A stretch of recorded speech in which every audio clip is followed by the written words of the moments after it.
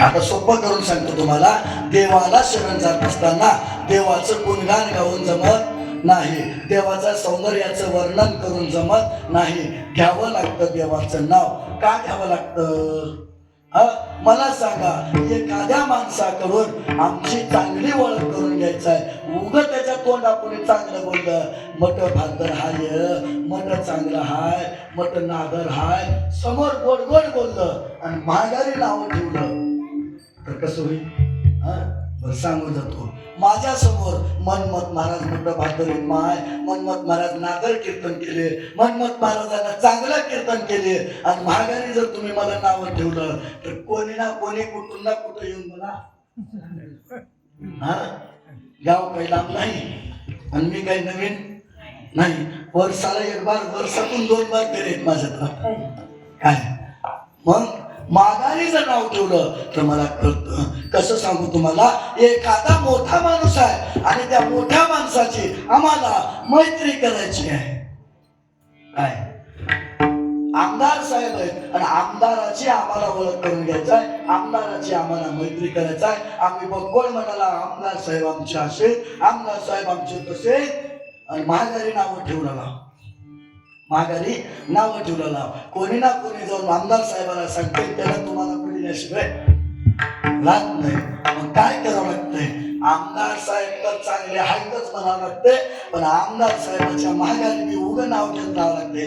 लई चांगले आहेत, लई चांगले आहेत, लई चांगले आहेत आणि लई चांगले आहेत म्हणल्यानं माझ्यासारख्यानं ऐकतोय आणि माझ्यासारखा जाऊन आमदार साहेबाला म्हणतोय त्या रावणगाव मधल्या माणसानं हो, त्या रावणगाव मधल्या माणसानं तुमचं लय नाव काढलं हो, तुमचं लय नाव घेतोय, उठता बसता तुमचंच नाव घेतोय. एवढं म्हणल्या कधी बी आमदार साहेब या रावणगावला येऊ द्या. आल्या काय करतात? एखादा विशिष्ट नावाचं व्यक्ती कुठं आहे हो, तो व्यक्ती सारखं माझं नाव घेतोय, कुठं आहे? आणि त्याच्याकडे जाऊन त्याच्या हातामध्ये हात देऊन त्याच्या गळ्याला पडतात. कशामुळे झालं? समोर तर वर्णन केलंच पाहिजे, पण नाव पाठीमाग. तसं माऊली म्हणतात देवाचं वर्णन समोर करून फायदा नाही, पाठीमाग नाव घ्या. का तर देवाला कोण आवडतोय? नामस्मरे तोची आवडे. तो नाव घेतो तोच देवाला आवडतो. पार्वती माता देवाला म्हणते देवा एवढं ध्यान करताव, आस्ताव तर कुठं? तेव्हा भगवान भोलेनाथ म्हणाल नाहं वसे कैलासी नच मेरू नच मंदरे मद भक्त येत तिष्ठती तत्र तिष्ठती. पार्वती मी मेरू पर्वतावर नाही, पार्वती मी कैलास पर्वतावर नाही, पार्वती मी त्या रावणेश्वर मंदिरातल्या पिंडीत नाही, पार्वती माझे भक्त ज्या ठिकाणी गुणगान गातात त्यांच्या जवळ मी आहे. म्हणून माऊली म्हणतात देवा मी अमुक गोष्टीसाठी तुला शरण आलो नाही, मी शरण का आलो? शरण आलो तुझ्या नामाचे आवडे. आणि हा जीव काय करायला लागलाय? चलपडायला लागलाय. जे सुख नाव घेतल्याच्या नंतर आम्हाला मिळतं हा जीव चलपडायला लागलाय. म्हणून काय तो देवा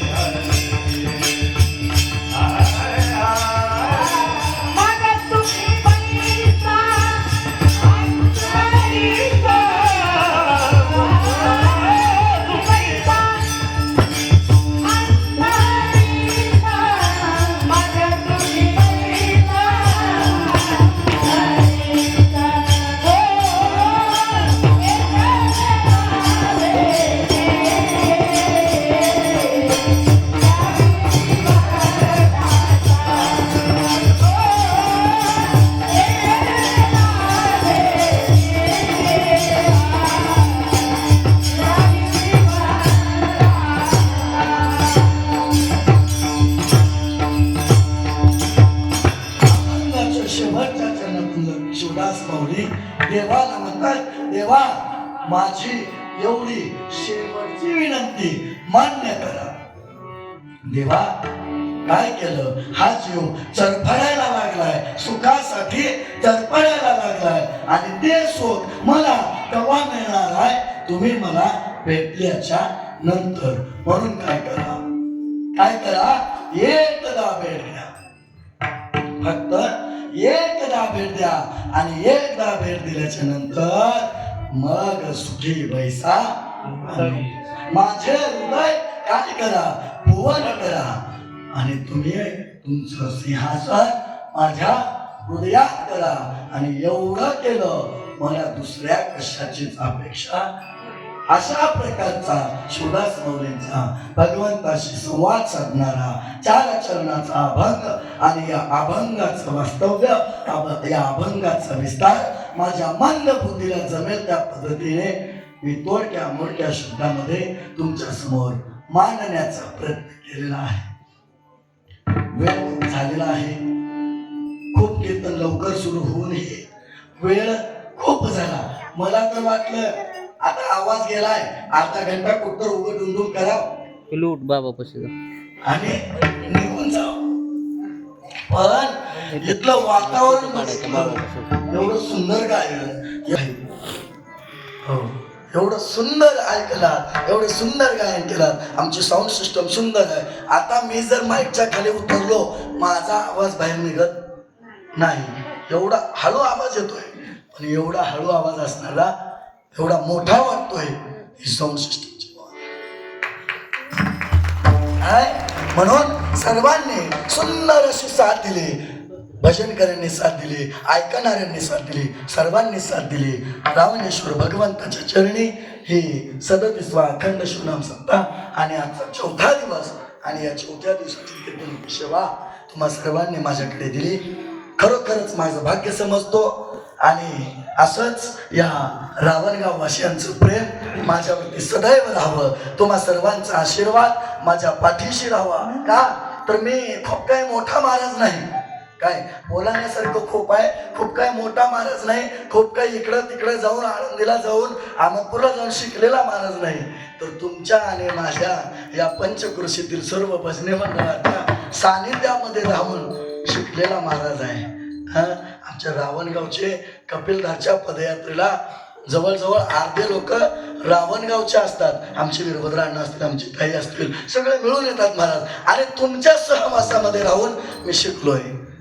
तुम्ही बघा, पहिल्या वर्षी दिंडीला आलो, मला काहीतरी येत होतं का, उगाच पाकवास वाजवा येत होता, ते बी कसला पितळाच्या कडक असला पकवाज वाजवा येतो आता. पण देवानं आज एवढं दिलंय, मृदंग वाजवायला येतं, पेटी वाजवा येतं, थोडंफार गायन जमतं आणि कीर्तन जमतं. कशामुळं? तुमच्या सर्वांच्या सानिध्यामध्ये राहिल्यामुळं, भगवंताची सेवा केल्यामुळं. तुम्हीही भगवंताची सेवा करा. शिवनाम सप्ताह चालू आहे, आपल्या लहान लहान लेकरांना आणा. एवढंच या ठिकाणी आजच्या प्रसंगी बोलून तुम्ही सर्वांनी बोलवलात. तुम्हा सर्वांचं दर्शन घडलं. तुम्हा सर्वांचे खूप खूप धन्यवाद देतो. माझ्या बोलण्यातून खूप काही वेळ झालाय आणि बोलण्यामधून माझे काही आवाज बसलाय आणि आवाज बसल्यामुळं माझे काही, आणि मी सगळ्या कीर्तनात सांगतो, माझ्याकडून चुकून का होईना, जाणून बुजून का होईना, चुकीचे शब्द जातात आणि चुकीचे शब्द गेले असतील, काय करा, जे चांगलं वाटलं ते तुम्ही घ्या आणि जे चुकीचं वाटलं ते माझं मला परत द्या. असं गटोडं बांधतो आप्पा. आमचे डोनगापुरी आप्पा या ठिकाणी उपस्थित आहेत, काय ज्येष्ठ कीर्तनकार आहेत महाराज ते. तुम्ही काय करा, आवडलं तर घ्या आणि जे आवडलं नाही ते माझं मला परत द्या. असं पक्क गाठोडं बांधतो आणि गावच्या बाहेर गेलं, गाडी थांबवतो, खाली टाकून देतो. घरला घेऊन जाऊन काय करू, झालेली शिवा तुम्हा सर्व संत मायबापांच्या चरणी समर्पित करून सेवेला इथेच विराम.